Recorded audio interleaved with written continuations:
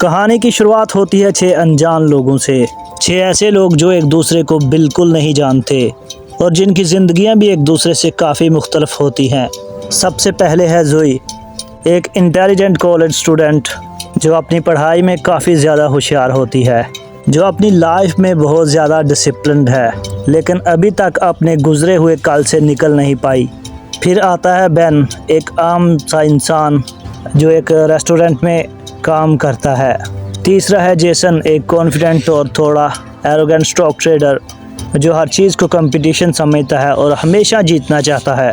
फिर आती है अमांडा, एक स्ट्रॉन्ग वार सर्वाइवर जो वार के दौरान काफ़ी चीज़ें देख चुकी होती है और अभी भी मेंटली तौर पे काफ़ी स्ट्रॉन्ग है।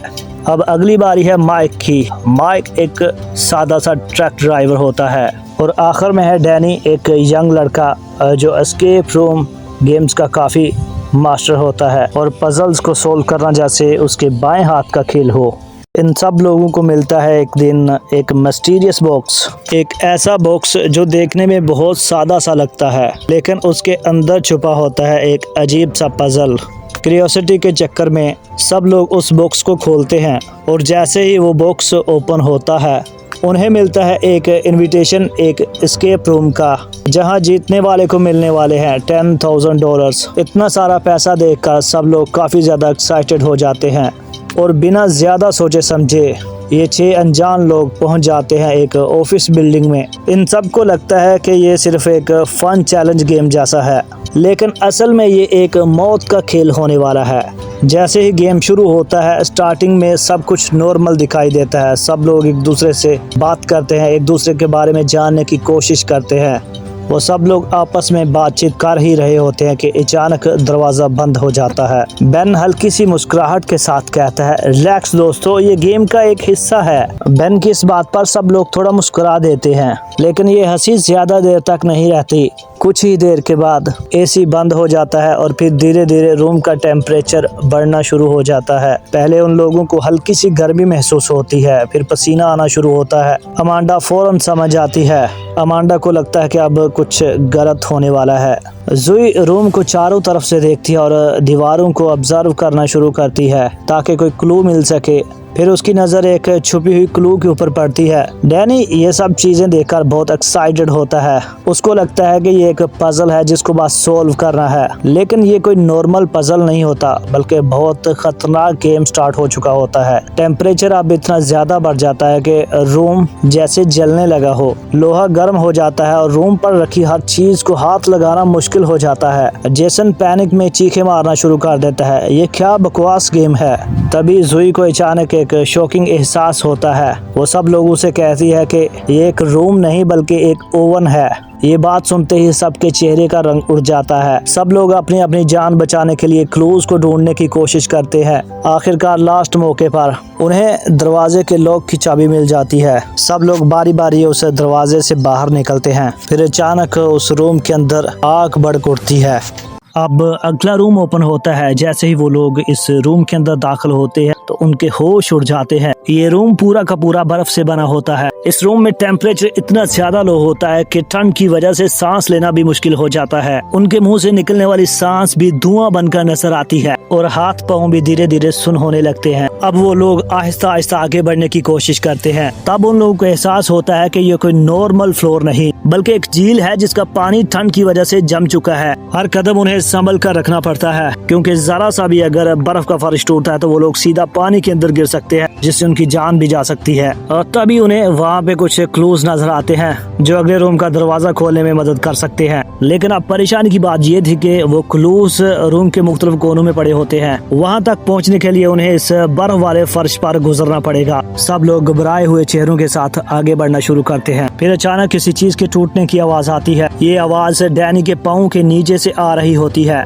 डैनी ये सब देखकर घबरा जाता है। वो अपना बैलेंस बनाने की कोशिश करता है, लेकिन जितना वो हिलता है बर्फ उतनी तेजी से टूटने लगती है। बाकी लोग उसे देखकर जोर से आवाज देते हैं, डैनी हिलो मत। लेकिन अब बहुत देर हो चुकी थी। एक जोर की आवाज के साथ बर्फ टूट जाती है और डैनी सीधा नीचे जमे हुए पानी में गिर जाता है। वो बाहर निकलने की काफी कोशिश करता है। उसके हाथ बर्फ के किनारे पकड़ने की कोशिश करता है कि कहीं न कहीं किसी तरह से बाहर निकला जाए, लेकिन ठंड इतनी ज्यादा होती है कि उसका जिस्म साथ देना बंद कर देता है। उसकी चीखें पूरे रूम में गूंजती हैं, लेकिन कोई कुछ नहीं कर पाता और धीरे धीरे डैनी ठंडे पानी में डूब कर मर जाता है। इस खतरनाक हादसे को देखकर सब लोग खामोश हो जाते हैं। बड़ी मुश्किल से वो लोग रूम के मुख्तलिफ कोनों से क्लूज इकट्ठे करते हैं और अगले रूम में दाखिल होते हैं। सब लोग इस खतरनाक गेम के अगले रूम में दाखिल होते हैं। अंदर जाते ही उन लोगों को एहसास होता है कि ये कोई आम कमरा नहीं है। यहाँ हर चीज उल्टी सीधी है, ग्रेविटी भी अजीब है। कभी उन लोगों को लगता है कि वो ऊपर जा रहे हैं और कभी लगता है कि नीचे पूरा का पूरा रूम घूम रहा होता है, जिसकी वजह से वहाँ खड़ा होना भी मुश्किल हो जाता है। एक भी गलत कदम उन लोगों की जान ले सकता था। इसी दौरान वहाँ पे उन्हें एक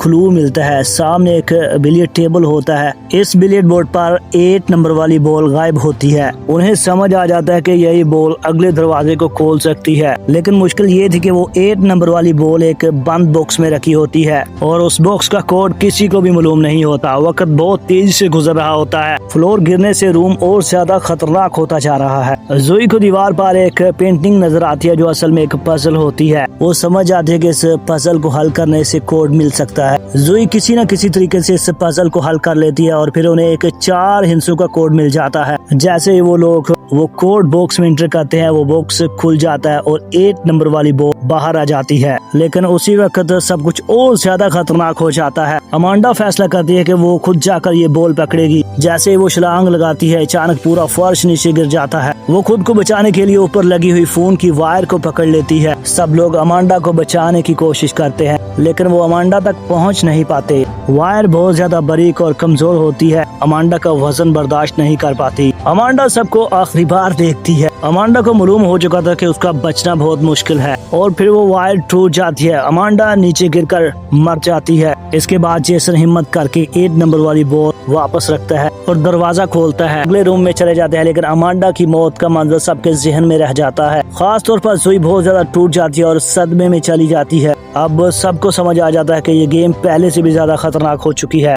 जैसे ही वो चारों लोग अगले रूम में दाखिल होते हैं, इस रूम को देख के हैरान रह जाते हैं, क्योंकि ये रूम कोई आम रूम नहीं था, बल्कि इस रूम में उन लोगों के माजी से जुड़ी हुई चीजें दिखाई देती हैं। किसी को अपना पुराना बेड नजर आता है, किसी को अपने दोस्तों के साथ ली हुई तस्वीरें नजर आती हैं, तो किसी को अपनी पुरानी फाइल्स नजर आती हैं। ये सब देखकर सब हैरान रह जाते हैं और सब एक दूसरे को देखते हैं। फिर अचानक उनके सामने एक स्क्रीन खुद ब खुद ऑन हो जाती है, जिस पर एक डॉक्टर किसी मरीज के दिल का ऑपरेशन कर रहा होता है। उन लोगों को स्क्रीन से लगातार आवाज आ रही होती है कि अपनी लिमिट्स को कंट्रोल करो, अगर जिंदा रहना है तो। उन लोगों को सिर्फ 5 मिनट का टाइम दिया जाता है। 5 मिनट मुकम्मल होते ही रूम में जहरीली गैस छोड़ दी जाएगी। सब लोग जल्दी से क्लूज ढूंढना शुरू कर देते हैं। आखिर उन लोगों को हार्ट बीट चेक करने वाली मशीन मिल जाती है। जेसन बेन को कहता है कि वो अपने जिस्म पर ट्राई करे, लेकिन वो उसमें कामयाब नहीं होते। अब जेसन माइक की तरफ देखता है और माइक को कहता है कि अपने जिस्म पर ट्राई करे। पहले तो माइक जेसन को मना कर देता है, फिर वो किसी न किसी तरीके से मान जाता है। दूसरी तरफ जोई अपने साथियों का बदला लेना चाहती थी और किसी न किसी तरीके से इन गेम बनाने वालों को बेनकाब करना चाहती थी।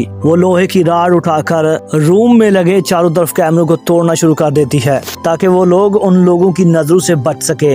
इधर जेसन अब माइक की हार्ट बीट बढ़ाने के लिए माइक को बिजली के झटके देता है, जिससे माइक की सांसें रुक जाती हैं और वो बेचारा वहीं पे मर जाता है। और उधर 5 मिनट का टाइम भी मुकम्मल हो जाता है। जैसे ही टाइम मुकम्मल होता है, रूम में जहरीली गैस छोड़ दी जाती है। आहिस्ता आहिस्ता वो पूरे रूम में फैलना शुरू हो जाती है। फिर अचानक जेसन को ख्याल आता है कि ये दरवाजा हार्ट बीट तेज करने से नहीं, बल्कि हार्ट बीट कम करने से खुलेगा। वो फौरन उन वायर्स को अपने जिस्म के ऊपर लगाता है और एक गहरी सांस लेता है और अपने इमोशंस को कंट्रोल करता है। जैसे वो अपने इमोशंस को कंट्रोल करता है, उसकी हार्ट बीट नीचे आना शुरू हो जाती है, जिसकी वजह से वो दरवाजा खुल जाता है। बेन और जेसन अब अगले रूम में दाखिल होते हैं और जोई उसी रूम में इस जहरीली गैस की वजह से बेहोश हो जाती है। लेकिन ये रूम काफी अजीब था, चारों तरफ से एक जैसा दिखता था। जेसन की नजर फ्लोर पे पड़ती है, जहाँ पे उसको एक हैंडल नजर आता है। वो दोनों मिलकर इस हैंडल को घुमाते हैं, जिससे रूम का दरवाजा खुल जाता है। जैसे ही वो दरवाजा खुलता है, वहाँ से एक अजीब सी गैस बाहर निकलना शुरू हो जाती है, जो हर चीज को मेल्ट करना शुरू कर देती है। उस दरवाजे पे लिखा था कि इस रूम में एक एंटीडोट है, जो पहले अपने आप को लगाएगा वो जिंदा बच जाएगा। अब बेन और जेसन जेसन दोनों एंटीडोट को ढूंढने की कोशिश करते हैं। बिल आखिर